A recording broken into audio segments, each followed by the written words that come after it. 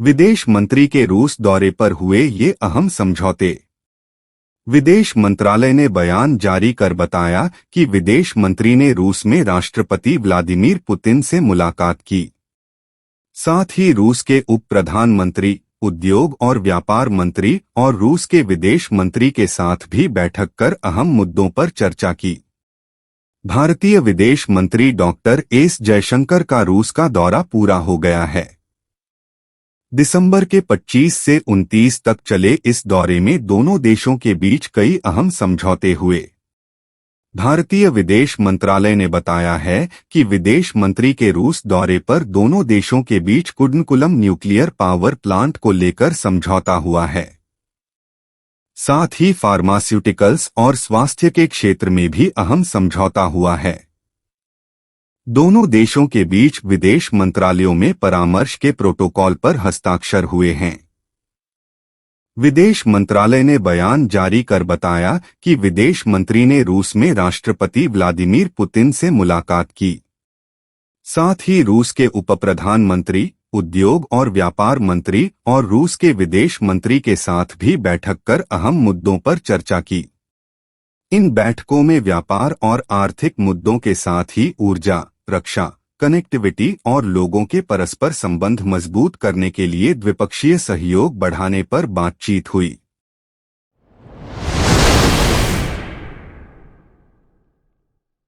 PM Modi ने अयोध्या को 15,700 करोड़ की सौगात दी।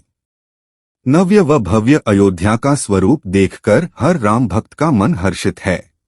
रामलला की प्राण प्रतिष्ठा से पहले प्रधानमंत्री नरेंद्र मोदी ने रामनगरी को अंतर्राष्ट्रीय हवाई अड्डे, अयोध्या धाम रेलवे स्टेशन का उद्घाटन समेत 15,700 करोड़ की विकास परियोजनाओं की सौगात दी।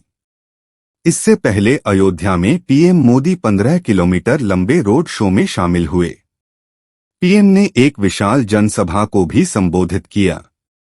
प्रधानमंत्री मोदी ने कहा कि ये ऐतिहासिक क्षण बहुत भाग्य से हम सभी के जीवन में आया है। हमें देश के लिए नव संकल्प लेना है, खुद को नई ऊर्जा से भरना है।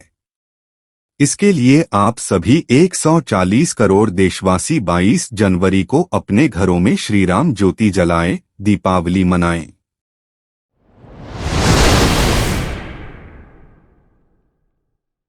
बंद होंगे यूपीआई अकाउंट, साल 2023 खत्म हो गया है।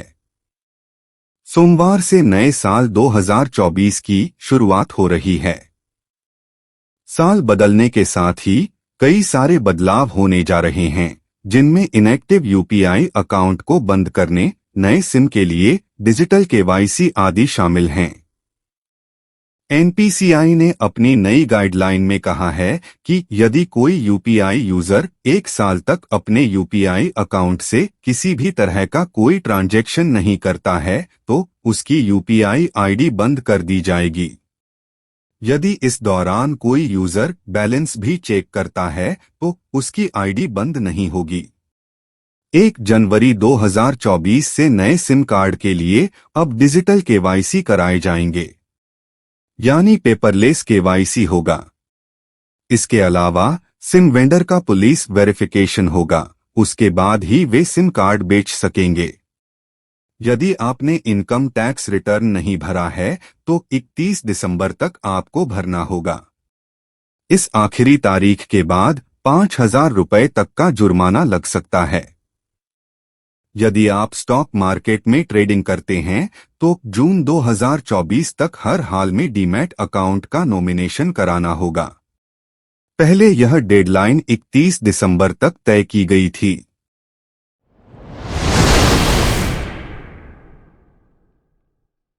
छह जिलों में हुए मतदान का आया रिजल्ट। बिहार पंचायत उपचुनाव 2023 का रिजल्ट जारी कर दिया गया है। शनिवार को आए चुनाव परिणाम में महिलाओं प्रत्याशियों ने अधिक पदों पर बाजी मारी। कुल 242 सीट पर चुनाव हुए थे। इनमें से 132 सीट पर महिला प्रत्याशियों ने जीत हासिल की। वहीं 110 सीट पर पुरुष प्रत्याशी विजयी हुए। राज्य निर्वाचन आयोग बिहार की ओर कहा गया कि पंचायत उपनिर्वाचन 2023 में अत्याधुनिक तकनीकी का प्रयोग कर निर्वाचन को अधिक निष्पक्ष, पारदर्शी एवं उत्तरदायित्वपूर्ण बनाया गया है। पंचायत उपनिर्वाचन के लिए 28 दिसंबर को राज्य के 36 जिलों के 167 प्रखंडों में 242 पदों के लिए वोट डाले गए थे। मतदान का कुल औसत प्रतिशत 48.65 रहा, जिनमें महिला मतदाता 45.09%, पुरुष मतदाता 52.62% एवं अन्य मतदाता 13.64% रहा था। पंचायत उपनिर्वाचन 2023 में 242 पदों के लिए 736 उम्मीदवार चुनाव मैदान में थे, जिनमें 348 पुरुष एवं 388 महिला उम्मीदवार शामिल थे। इस चुनाव में 945 उम्मीदवार पहले ही निर्विरोध निर्वाचित हो चुके हैं।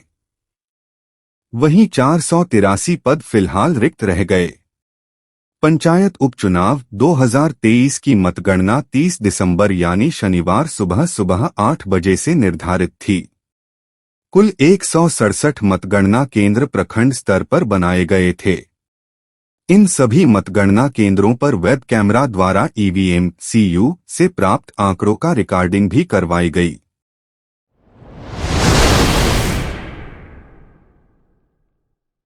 राजस्थान में 22 मंत्रियों ने ली शपथ, 12 कैबिनेट तो 10 राज्य मंत्री। राजस्थान में भजनलाल शर्मा सरकार के मंत्रिमंडल का पहला विस्तार शनिवार को हुआ। भजनलाल शर्मा मंत्रिमंडल में पहले कैबिनेट मंत्री के रूप में किरोड़ीलाल मीणा ने शपथ ली है। कुल 22 मंत्रियों को इस कार्यक्रम में शपथ दिलाई गई। राजस्थान मंत्रिमंडल का विस्तार शनिवार को किया गया। राज्यपाल कलराज मिश्र ने मंत्रियों को शपथ दिलाई। भजनलाल सरकार में 2 डिप्टी सीएम के अलावा 22 मंत्रियों ने शपथ ली है। इसमें 12 कैबिनेट मंत्री बनाए गए हैं। इसके साथ ही 10 राज्य मंत्री बनाए गए हैं, जिसमें 5 को स्वतंत्र प्रभार दिया गया है। भजनलाल मंत्रिपरिषद में बनाए गए 22 मंत्रियों में से 16 पहली बार मंत्री बने हैं। सीएम और 2 डिप्टी सीएम को भी मिला लिया जाए तो 25 में से 20 पहली बार के मंत्री हैं। सबसे पहले किरोड़ीलाल मीणा ने शपथ ली। सबसे पहले शपथ दिलाकर उन्हें सबसे सीनियर मंत्री के तौर पर जगह दी गई है। वे एसटी का बड़ा चेहरा माने जाते हैं। वे खरा बोलने के लिए जाने जाते हैं। संघ से जुड़े रहे हैं। वसुंधरा राजे खेमे के गजेंद्र सिंह खीमसर ने दूसरे क्रम पर शपथ ली।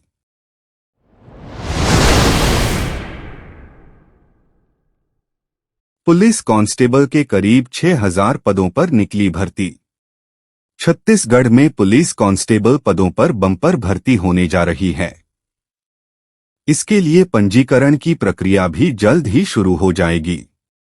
छत्तीसगढ़ पुलिस विभाग की तरफ से 5967 कांस्टेबल जीडी बटा ट्रेड बटा ड्राइवर पदों पर भर्ती निकाली गई है।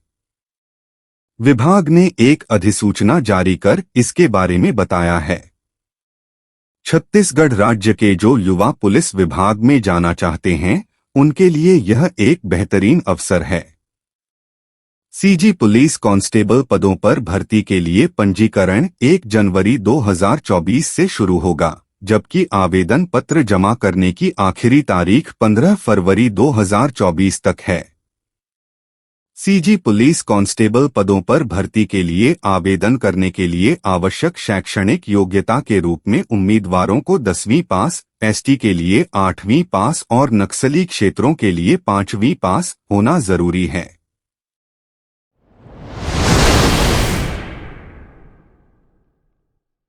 अमृत भारत का किराया सामान्य ट्रेन के किराए से 17% ज्यादा। रेलवे के सर्कुलर के अनुसार अमृत भारत ट्रेनों में रियायती टिकट और ऐसे मुफ्त पास से बने टिकट स्वीकार्य हैं जिनकी प्रतिपूर्ति नहीं की गई हो। सर्कुलर में कहा गया है कि रेलवे कर्मचारियों के लिए विशेषाधिकार पास, पीटीओ, विशेषाधिकार टिकट आदेश, ड्यूटी पास आदि से जुड़े नियम मेल एक्सप्रेस ट्रेनों के समान ही होंगे।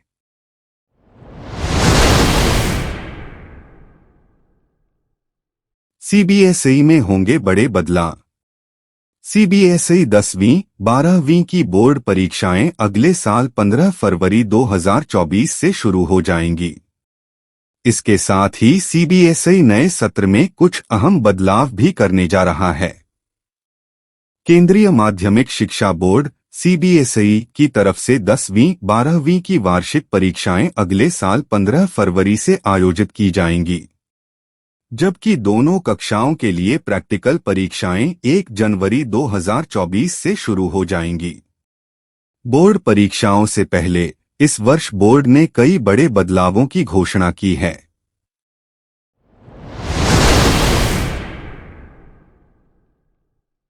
मध्य प्रदेश के मुख्यमंत्री मोहन यादव साल के अंतिम 2 दिन खंडवा में बिताएंगे। वे 30 दिसंबर को दोपहर हेलीकॉप्टर से ग्राम पंचायत कोठी में बने हेलीपैड पर पहुंचकर वहां से सड़क मार्ग से ज्योतिर्लिंग ओंकारेश्वर पहुंचेंगे। स्थानीय आयोजन एवं रात्रि में सैलानी टूरिस्ट रिसॉर्ट में रुकेंगे। 31 दिसंबर सिंगाजी पहुंचकर दर्शन पूजन के बाद हनुमंतिया जल महोत्सव में जाएंगे। दिन भर विविध आयोजनों में शामिल होकर यहां रात्रि विश्राम कर नए साल में 1 जनवरी को हनुमंतिया से ही खरगोन प्रस्थान करेंगे। चूँकि अवकाश के दिन भी चल रहे हैं और वीआईपी मूवमेंट भी है, तो इन सब व्यवस्थाओं को दृष्टिगत रखते हुए यहाँ की ट्रैफिक व्यवस्था, यहाँ की पार्किंग प्लान और मंदिर की व्यवस्थाओं में पहले से तो लगा ही हुआ है, लेकिन वीआईपी मूवमेंट को ध्यान में रखते हुए अतिरिक्त बल भी यहाँ पे लगा है और लगभग 200 से 250 व्यवस्था में लगा है। सीएम साहब ओंकारेश्वर में कब आएंगे और कितने दिन रुकेंगे और क्या व्यवस्था है? ओंकारेश्वर में 1 दिन और 1 रात का हॉल्ट है और उसके बाद मॉर्निंग में यहाँ से निकल जाएंगे। आपका परिचय? मैं आनंद सोनी, डीएसपी ट्रैफिक।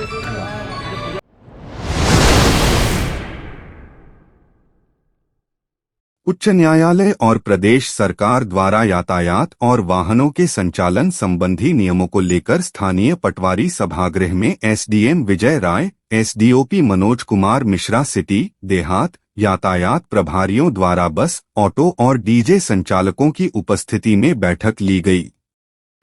आज स्थानीय transport operators, bus operators, auto संचालकों को और डीजे संचालकों को स्थानीय पटवारी हॉल में बुलाकर एसडीएम साहब और मेरे द्वारा सभी थाना प्रभारियों की उपस्थिति में माननीय उच्च न्यायालय द्वारा एवं प्रदेश सरकार द्वारा यातायात संबंधी और वाहनों के संचालन संबंधी नियम, फिटनेस, रजिस्ट्रेशन, बीमा और लाइसेंस और क्षमता से अधिक सवारी न बिठाकर चलने और बिना परमिट के किसी प्रकार के वाहनों का संचालन न करने के संबंध में मीटिंग ली गई। उनको सभी को समझाइश दी गई और शासन द्वारा बनाए गए नियमों का पालन करने के लिए सभी को बताया गया, निर्देशित किया गया। अभी सभी ने हमको आश्वस्त किया है कि नियमों का पालन किया जाएगा।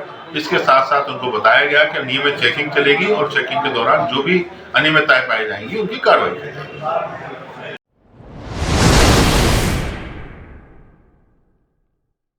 भोपाल बेरसिया मार्ग पर भीषण हादसा, 108 एम्बुलेंस और बस की आमने सामने टक्कर। एम्बुलेंस के ड्राइवर और मेडिकल टेक्नीशियन की घटनास्थल पर हुई मौत, बस में सवार सभी यात्री सुरक्षित। बैरसिया थाना के भैंसोंदा गांव बंधन गार्डन के पास का मामला।